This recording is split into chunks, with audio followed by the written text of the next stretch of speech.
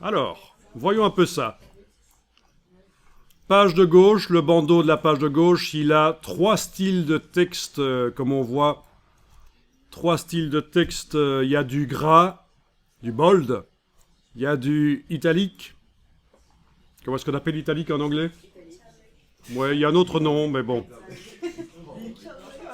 Ne me faites pas le coup chaque fois.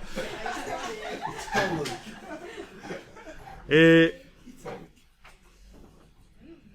voilà, et il y a le texte normal, régulier. Voilà. Et en fait, on a utilisé pour ça, précédemment dans le document, des styles de caractères. Allez faire apparaître la palette des styles de caractères, menu texte, style de caractères. Voilà. Quand vous sélectionnez le texte qui est là sur le côté, on voit que c'est, il n'y a pas de style de caractère pour le modifier. C'est le texte tout à fait normal. Quand on est dans la palette caractères, on voit que c'est du Mignon Pro, régulier, il n'y a pas de problème, à 12 points. Par contre, quand vous sélectionnez ceci qui est en italique, on voit qu'il est devenu italique parce qu'on lui a appliqué un style de caractère. Là, il ne faut rien changer, on est juste en train de regarder.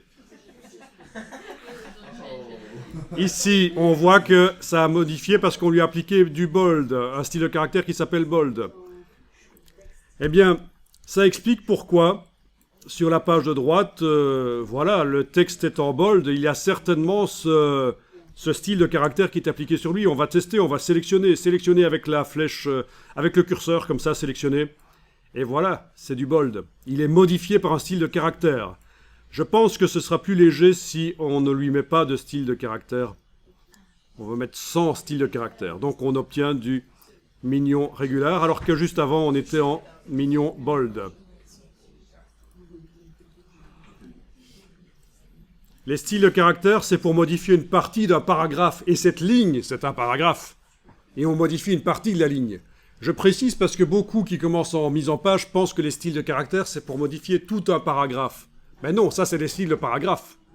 Ici, quand on veut modifier une partie d'un paragraphe, on utilise les styles de caractère.